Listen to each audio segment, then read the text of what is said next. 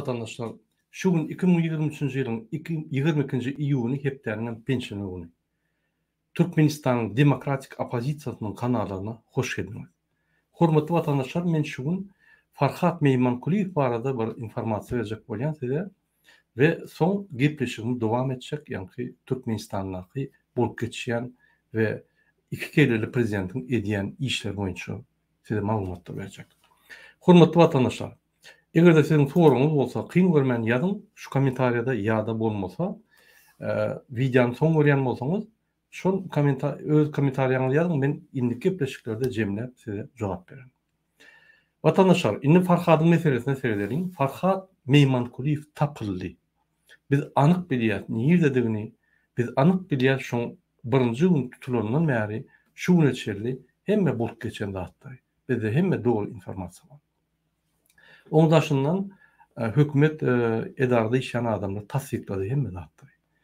Indi Farhat soňky edek ine 19 iyunna mayda däl iyunna bir oturduran yerinden başka oturduran yerine geçirildi.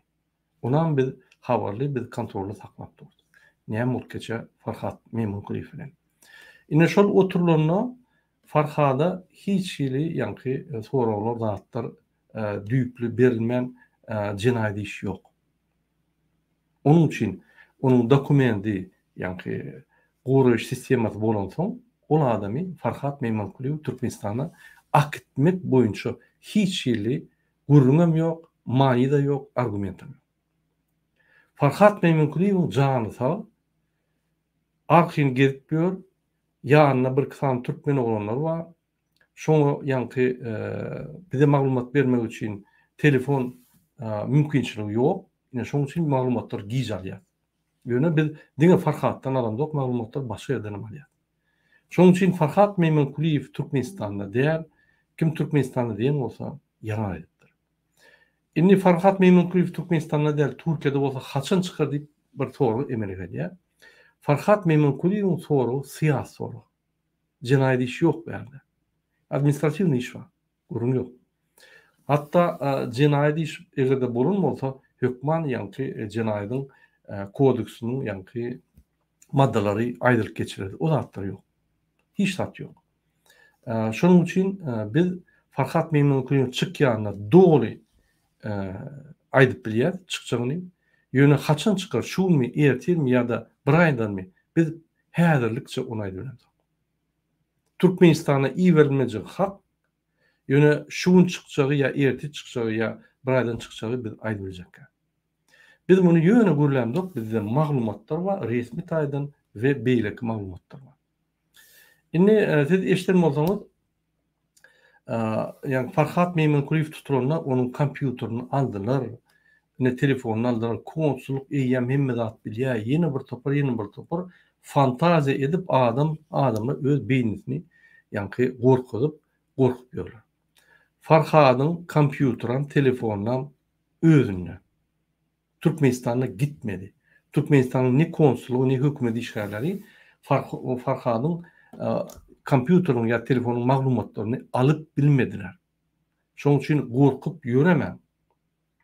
Egerde konsulluk ýok, bizde maglumat bar diýse görköz diýin. Görköz bilmez. Ýok maglumatlar. Sebebi o maglumatlar gorulýar.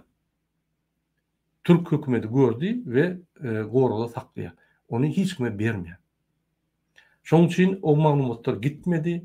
Näme ýa Farhat bilen işleşen adamlar bolsa gorkuşup ýörmäňde mert bolun, hiç bir problem bolmaz, hiç kim bilmeden özüňiz saýramasyňyz.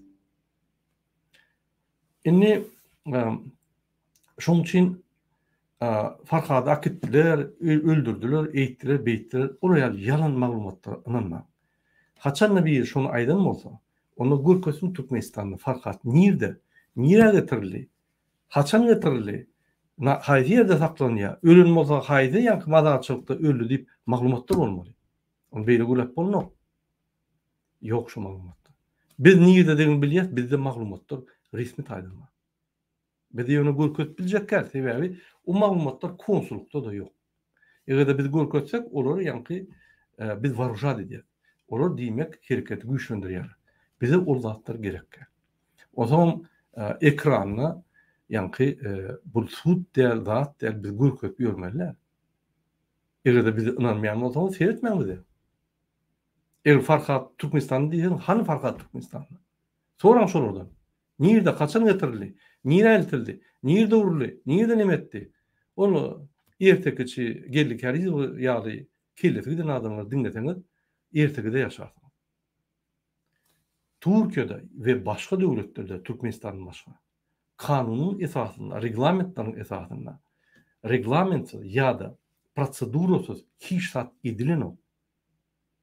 Bir adamı tutup Türkiye'de ya Avrupa'da itlenlik yerde 24 saat geçmeyeke eyyem deportası edilen o hiç yerde yok. İşte nereden soruyor? Deporta oturup çıkanlardan sorayın aydarası. Oraya yok mümkün değil. Ya proseduran fizik tarzdan etmeli yani zatlar var. Onu edip olanok. Etçek olanok etip olanok şunu. Şu yani. Kanunlar bozuluyor Türkiye'de. O uğrum yok. Yöne düğünden hemme zat bozulan o. Kevri yerde bir 2 tane 3 tane madde bozuluyor. Yöne hemmesi bozulan o. Şoň üçin kim bir zat diýse de inanmaň. Ol gellikleri söýüne provoz işliyor. Elementar kanun bilen o. Sowatsız, bir sowat. Inni iýini serdiriň biz sizden haşy diýe sabırly bolary. Farhat Meymankuliýew çykýar 100%.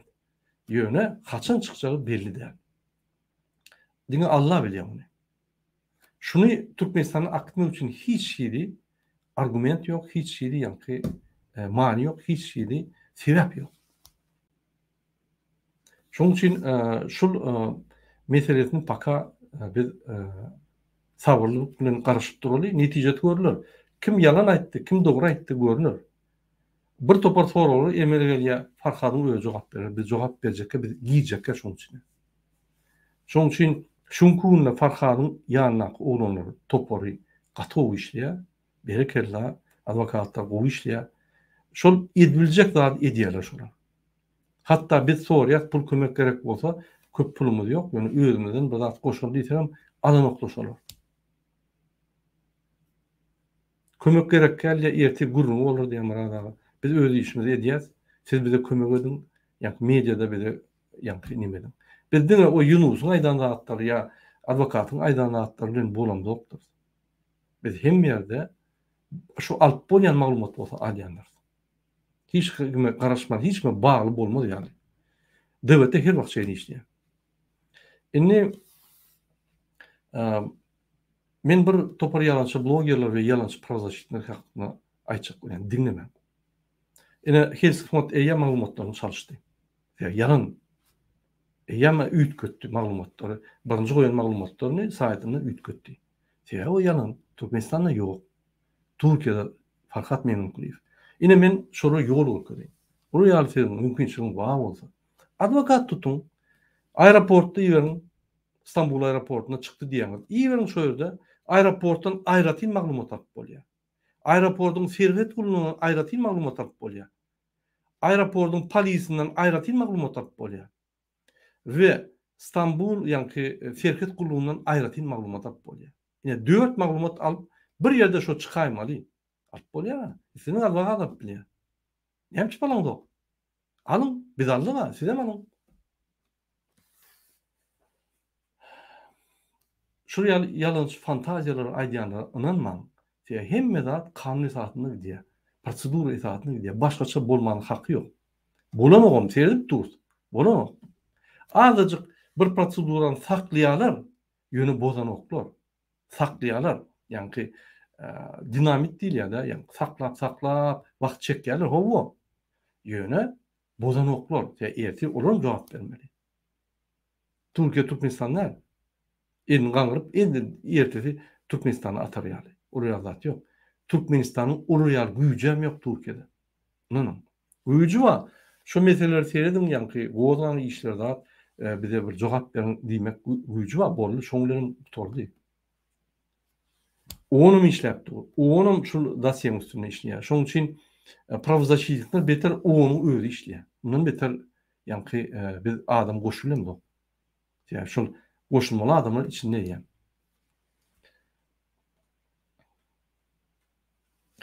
Ine vatandaşlar, men size bir soru verecek bolýan diýär. Men şu ýalda eşdiýän ine käbir vatandaşlarymyz şeýle diýär. Murada kime ynanjağymyzy bilemzok diýär. Men şu soruga jogap berdim. Vatandaşlar, näme hakyky güreşýänler ummatsız köpmi? Hakyky rejime garşy, Urbanlyga garşy, Serdarga garşy güreşýänler ummatsızmy? Ýok, barmak basıp kanaýmaly. Güreşýänler garşy güreşýänler köp. Olar siz eşdiýänsiňiz. Olaryň fantaziýalaryny eşdiýänsiňiz. Şoň üçin siz özüňiz düşünmeli şu zatlara. Opozisiýada hemmeler demokratiýany gurmak üçin, halka haklar bermek üçin güreşen oklar. Men günaýýan size. Demokratiýa bolanda döwletiň hakyndan sizin hakyňyz birinji ýerde bolmaly. Halk dolandyrylşygy diýilýär. Konstitusiýada berkidilen ýaly azat saýlawlar, azat pikirler, azat hereketler dogry şertde ýerine ýetirilmeli. Ine şunu demokratiýa diýilýär. Näme gellikariz demokratiýa üçin görüşýär? Elbetde ýok. Ol hakyky manipulasiýa edip, ýalan aýdyp, özüni diňe prezident etmäni görüşýär. Aslynda bizim halkymyzyň gellikariz bilen ýolan bir däl. Bäde düşünmeli ýaly näme? Görünüp duranda adam. Ya da siz pikir edýäňizmi, pul uğurlap gaýdan çynowniklar size gel demokratiýa getirip demokratiýa gurarlarmy? Elbetde ýok. Vatandaşlar ağlawa düşmeýän. Sizi manipulasiýa edip ýene-de öňkü çynowniklar hökümete gelip öňkü ýaly halka batyşlar edip zat kalyp otururlar. İşte hükümet. Açık kosmetik remont eden ýaly açık bir tane serketler açarlar, daha dediler, o zaman yine yuvaş-yuvaşdan kısıp başlarlar. Gurbanlyň etdi şonu. Gurbanlyň mümkin çynownikdi. Öň diktator däldi. Şoň üçin ine şu zatlara ümit berin, hormatly vatandaşlar. Kime ynanjağymy bilemzok diýmek o bir sowatluk. Hemmetini diňläň, dogry netije çykar. Analiz etmeni öğrenin. Biz durmuşumuzda gerek şu zatlar. Salamu aleyküm. Men açık efirde siz bana soru verecek bolýarmy? O soru verecek. Aydın Ali.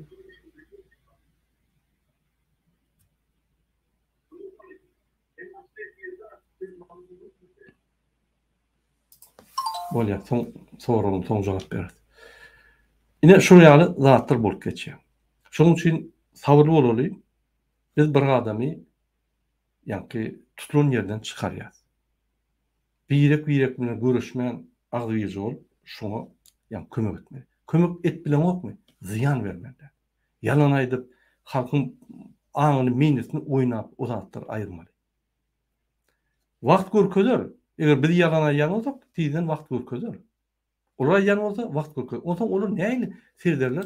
Şol Farhat durdy, Farhat Meýmankulyň ýüzüne. Men şoňa giň görýän. Kontroldyň diýen zatdan. Ertesi güne cevap vermeli bolýar. DWT topor resmi taýdan. Islenin adam DWT toporuny, ýa-ni DWT halk hereketini resmi taýdan tribunal çağırıp bilýär. Men görnäýän. Bizim çağırıp bilýär. Şoň üçin biz diýen zatlarymyzy gaty bir ýerlerýär da bir informasiýany ýa-ni saklap durýar.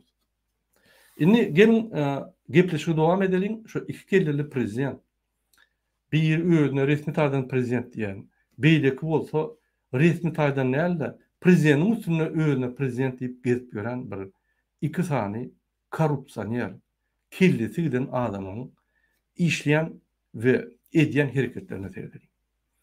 Şu 20-nji ýanwarda 2023-nji ýylda Türkmenistandan bir täze karar çykdy.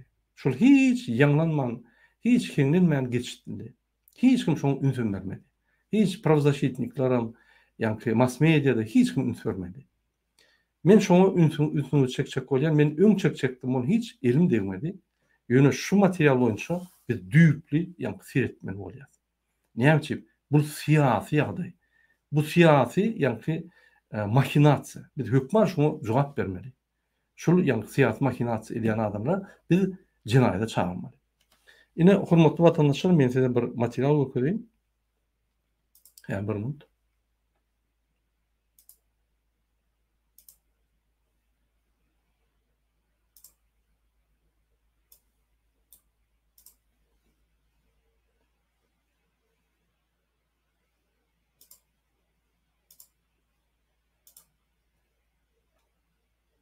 Ene hormatly vatandaşlar, şul material Türkmenistanyň Konstitusiýon zakon Türkmenistan anasasynyň lideri Türkmenský narody. Türkmenistanyň konstitusiýon kanuny Türkmenistanyň milli lideri hakynda. 20 ýanwarda ünferlen bolsaňyz, ýa şul konstitusiýon kanuny çykdy. Birinjiden näme bu konstitusiýon kanuny bolmaly? Bu ýöne kanuny bolup bilýär. Konstitusiýon kanuny diýmek bizde iň döwletimizde esasy kanun var. Onu konstitusiýon kanuny diýilýär. Ýani hemme zatlary konstitusiýon dışdyryp, ýani hemme zatlar birkidişdirýän iň esas fundamental kanun şu konstitusiýa. Haçanla döwlet näme diýdigi diýende birinji yer, ikinji halk, birinji halk bolýar. Halkyň ýaşaýan ýeri toprak bolýar, Türkmenistan ýani topragy. Üçüncü konstitusiýa bolýar. Prezidentim däl, milli liderim de olur gelýän gidýän adamlar. Türkmenistanyň halky ütkäni, ýani möçberi. Türkmenistanyň ýeri ütkäni we Türkmenistan konstitusiýasy ütkämeli. Şu 3 saat döwleti emele getirýär. Galan zatlar ikinji, üçüncü ýani tedilişmeli zatlar. Şoň üçin konstitusiýa bolanda diňe içinde Türkmenistanyň halkynyň we döwletdäki işleyen ve döwletiň içine gatnaşyklary birkidýän kanun. Şu kanunyň esasynda bir hereket edýär. Türkmenistanyň çägini we Türkmenistanyň daşyny. Türkmenistanyň daşyny bolsaň, Türkiýede mysal üçin bolsaň, şoýda Türkiýanyň konstitusiýasy dowam edýär. Ýöne Türkmen pasportuny bolan üçin şo ýerde käbir ýani kanun bolsaň, Türkmenistan sizi jogapkärçiligi çagyryp biler. Şoň üçin ýani gaty ferhat bolmaly. Indi biz gelelik Türkmenistan konstitusiýasyna.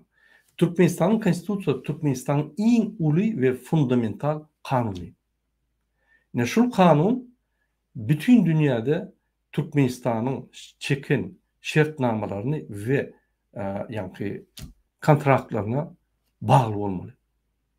Şol hemme şert gol çekilen Türkmenistan döwletiniň gol çekilen şertnamalar we konwensiýalaryna deňgelip, ine şol konwensiýalaryň içindäki maddalary özgeçdirip, ýani konstitusiýa bolmaly. Şol egerde bütün dünýä gurumlary bilen ýani birleşikler bilen ya konwensiýa ya şertnama çekilen bolsa Türkmenistan tarapyndan we şol konstitusiýa gawat gelmeýän bolsa, onu konstitusiýa ýüren şol çekilen şertnama we boyun alan ýani dagaworlar ýürýär, başlat ýüren. Olar uly konstitusiýadan. Ine şondan konstitusiýa diýär. Ine Türkmenistanyň içinde bir topar kanunlar bar. Mana da biz hayır kanun näme diýen biz ýazmadan çykdy, bilemzok, biz düşünemzok diýseňiz, ine konstitusiýa iň esas kanun. Ine şunu esaslanyp Jinayet kodeksi, Durmuş kodeksi, sosial we beýlik kanunlar çykýar. Ine şul kanunla, ýani şul esasy kanunla olar ýazat ýok, milli lider boýunça ýürütilişdiren kanun ýok. Ýöne näme diýär? 2 san ataly ogul bular top oýnaýar. Türkmenistan kanunları bilen. Bir var o tarapına duruyor, bir bu tarapına. Birbirine pas berýärler, topu bizim ortada ýani o nimeler ýaly mallar ýaly ılgap berýär. Men size düşünýärem. Türkmenistanyň prezidenti bolan Gurbanuly Berdimuhammedow prezidentlikden gitmeýän öz ogluny belläp, onsoň oň üstünden halk maslahatyny ýasadyp şonu ýol boşul bolýar. Türkmenistan prezidentiniň edýän işleriniň, haklarynyň jogapkärçiliklerini doğru şertde öýüne alyp 2 prezident emele gelýär. Bulam şo zatlar edýär, şo jogapkärçilik alýar.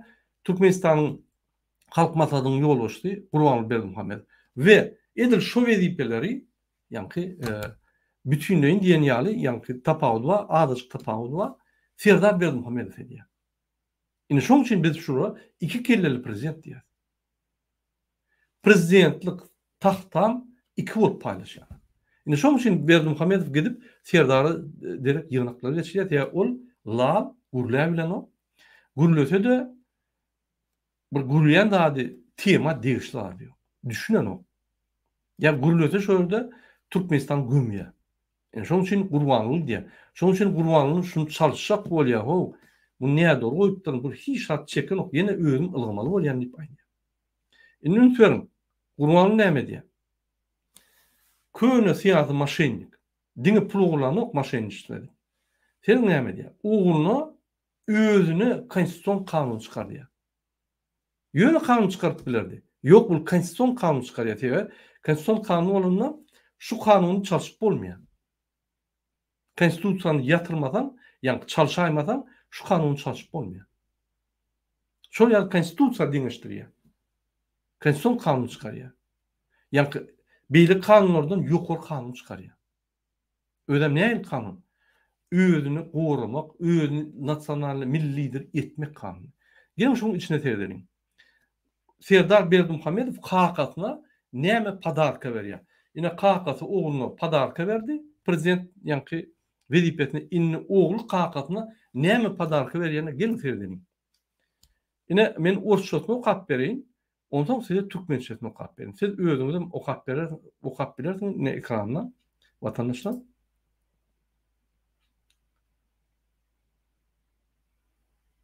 Pardon, häzir men size okap bereyim. Orçatny. Ine. Конституционный закон Туркменистана о национальном лидере туркменского народа. 21 января 2023 года был подписан президентом Туркменистана. Настоящий конституционный закон, придавая большое значение роли выдающихся личностей в обществе, имеющих огромные заслуги в стремительном продвижении вперед своим путем развития независимого, постоянного нейтрального Туркменистана в качестве современного и могущественного государства в мире, создание национальной модели государственности, пользующихся большим уважением в народе своими правдивыми, справедливыми, прозорливыми, мудрыми, гуманными взглядами, имеющий безграничный подсчет уважения народа, опираясь на своеобразные традиции туркменского народа, идущие испокон веков, богатый опыт, накопленный нашими предками в управлении государством, соответствующий жизненной реалии в современном обществе и воле нашего народа, признает национального лидера туркменского народа, определяет его политическое и правовое положение. Serdar Berdimuhammedow özü ýani bir topar sözleri izahlanıp öz kakatyny nasional lider edip belliýär. Men Türkmençesini okaýyn, ondan düşünýärsiň. Garaşsyz hemişelik bir tarap Türkmenistan dünýäde döwrebap we kuwatly döwlet hökmüne östürmekde we döretmekde uly ösüşe eýe bolan görnükli şahsiýetleriň jemgyýetdäki ornuny uly ähmiýet berýän bu konstitusiýa kanuny hakyky adalatly, öňde dörejikli, paýhatly, insapperwer garaýşlary bilen halk tarapyndan ýokary hormatlanýan, ünsüriň. Ine şul hemme ýani häsiýetleri içine salýan we halk tarapyndan hormatlanýan diýär öz kakatyna. Dolu ters tarap. Halk tarapyndan ýigrenilýän adama dolu ters tarapyndan kanunlar çykaryp, şonu ýani milli lider edýär. Paýhatly, insanperwer garaýşlygy bilen halk tarapyndan ýokary hormatlanýan, çäksiz hormata, halka hormat goýan, çäksiz hormata eýe bolup halka hormat goýan. Gurban Berdimuhammedow şeýlemi? Aýdyňany wiza goýýar, Türkmenistanyň adymy gitmedi ýaly şirketleri ýapýar. Ol pullaryny oglap öz arkadaş şäherini gurupýar. Bir bu edýän zatlar halk üçin şol 17-nji ýyldan bäri, ýani prezident bolanynyň bäri fevral aýynyň 10-njy ýani 12-nji mart fevral aýyndan 2007-nji ýyldan bäri şu neçeli hiç zat etmedi. Bu da hemme zat edip halka hormat goýan, halk tarapyndan hormatlanýan diýip bu näme görünýär? İzninizle Türkmen halkynyň öz boluşy däp desurlaryna dayanýan, däp desur goýduňmy? Gurbanuly Berdimuhammedow, Serdar Berdimuhammedow. Adamlar dine inansalar, tutup sakkalını kesýäňiz, aýrýaňyz. Dinimizam ýykýaňyz. Däpde sura ýitip gitdi.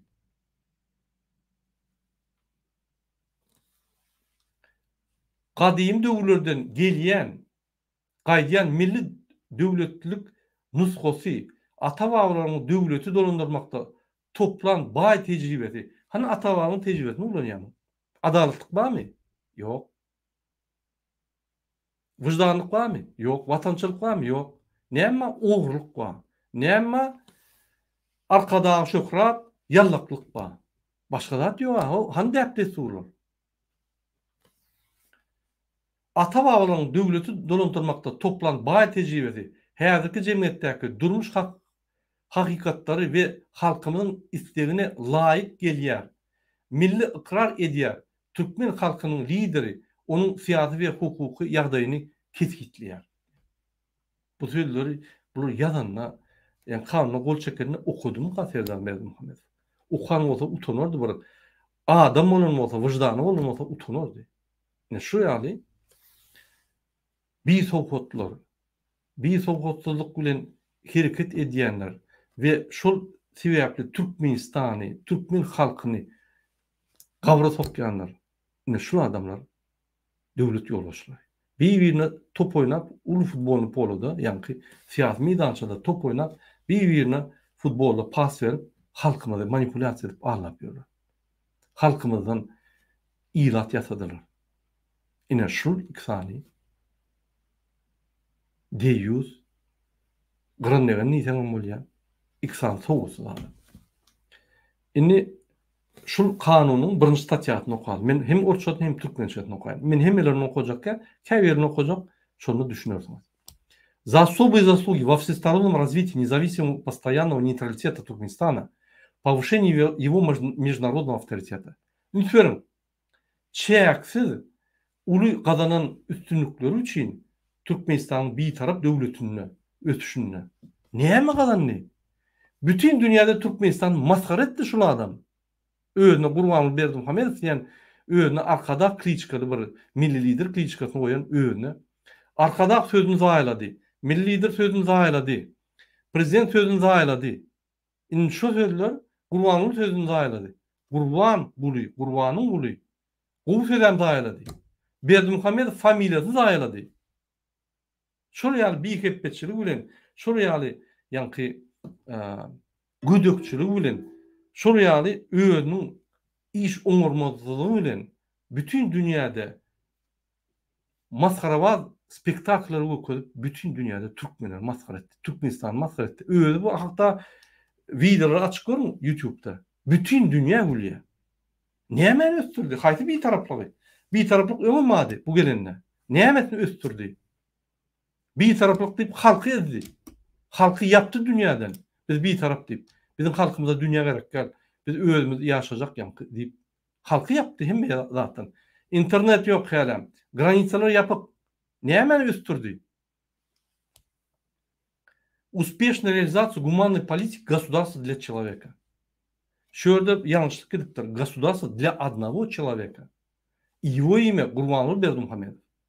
Укрепление целостности общества, единства и сплоченности народа, проработав в течение долгих лет государственной и общественной деятельности в должности президента Туркменистана в качестве выражения безграничного чествования, высокого почета, большого уважения и любви народа. Şurada attığım hiç adam yok. Высокого почета, bunu hiç kim sıyıranı. Hiç kim sıyıranı. Yallaklardan başka. Ulan sıyıranı korkuyorlar. Выражение безграничного чествования. Çest ediyorlar bunu. Korkup yankı hekimleri urup çest ettiriyorlar. Çest ediyorlar şunu. Большое уважение и любви народа. Hani halk sevgisi? Hani halk sevgisi nerede? Türkiye'de çıkıp gıyırın arkadağı şöhrat deyip. Baştan onun ağzını dökülüyorlar. Hani sevgi? Türkmenistan'ı gıyır arkadağı şöhrat deyip. O köşkün içinde değil. Onu emhemen yanına. Hani şehirde gıyır ya, bir oğuda gıyır, söylüyorlar üstüne. Yallak dedi. На основе закона признать великую личность современности. И нашла adam, yani döwre bap, durmuşun iň bir ýokary adam diýip bilinýär. Türkmenistan maskara eden, Türkmenistan gömen, Türkmenistan devletini yıkan doğru, Türkmenistan devletinin konstitusiyon yankı şahalarını doğru yitiren adama dünyada en ulu yankı lichность deniyor. Великая личность. Признан на национальном и международном уровне в качестве видного и авторитетного государственного, политического и общественного деятеля. Hiç kim bunu priznavat etmedi. Prezident bolanda hiç devlet bunu priznavat etmedi. Bunu tasdiklamadı. Dine tasdiklan özel diktatörler Putin ve 5 tane Orta Asya devletleri ve Lukashenko. Başka tasdiklan yok. Avrupa birinci günden aytdı, Amerika birinci günden aytdı, 110 tane devlet birinci günden aytdı. Biz inanamız sayılar açık derli. Bu olsa şunyan halkara yani nimeti var. Halkara avtoritet var mı? Politiski trup. Türkiye baranına Serdara derek bar aydı bilen zadi. En akıllaydan zadi. Gelin Nobel Premi verenin yani nime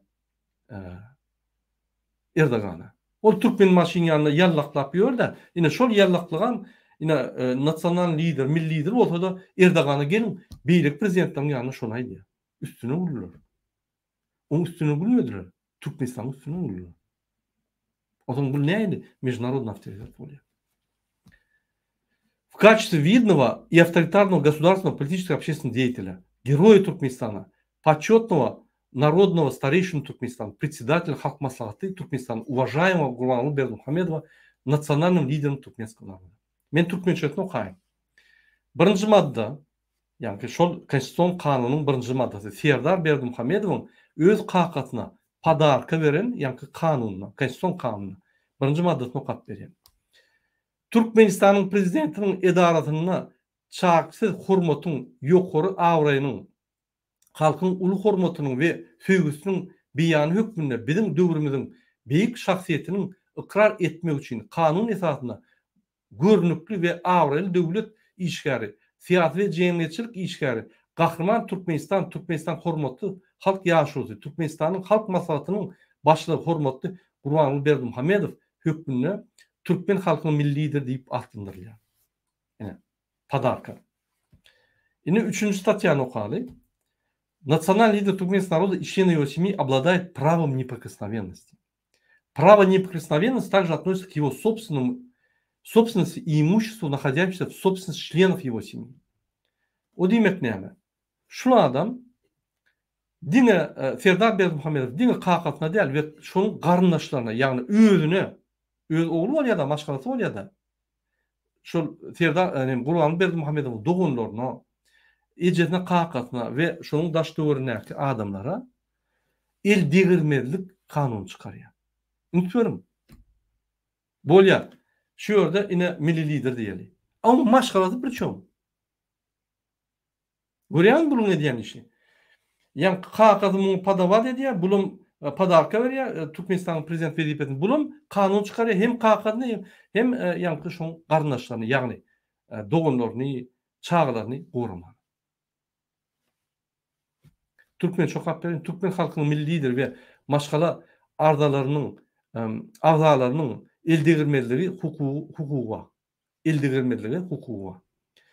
Eldeğirmelik hukuku onun maşkala ağzalarına değişli, elmeğine ve onun iyiçilikteki emleğine de değişlidir diye. Bollu. Sen bunları ellerle o. O yönü kanunda, konstitusyon kanun. Şu konstitusyon kanunu yatırmak için biz konstitusiyanı ütketmeli olacağız. Belli yatırıp olmuyor onu. Belli yatıracak olan prezident yatırıp biliyor. Ona mecliste yani ara altaşıp, masaltaşıp şunu yatırmalı mecliste ton prezident kol çekiyor. Onu yatırıp olmuyor ama prezident öz oğlu. Ne?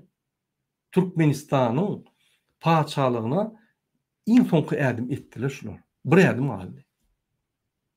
Gurbanguly el yeteneksiz milli lider ve onun kardeşleri. Yakın kardeşleri. Yani ki Serdar Berdimuhamedov. Bu hem Gurbanguly hem özüne kanun çıkarıyor. Konstitusyon kanunu.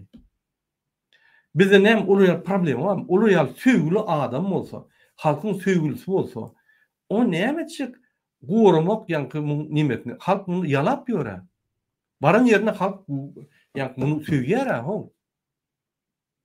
halkyň söýgüli adamy Gurban Berdimuhamedow 2007-nji ýyldan bäri bir ýere baryp halkyny gürleş gördümi? Ýok. Açyk efir et gördümi? Ýok. Halkyň soragyna jogap berip gördümi? Ýok. Ne halkyň söýgülisi bolýar? Halkyny gürleş görmedik bolsa, halkyň ýanyna baryp görmedik bolsa, halk muny tanaman näme söýmelmiş? Diňe prezident ýa halk maslahatynyň başlygy diýip söýmelmiş? Ýa.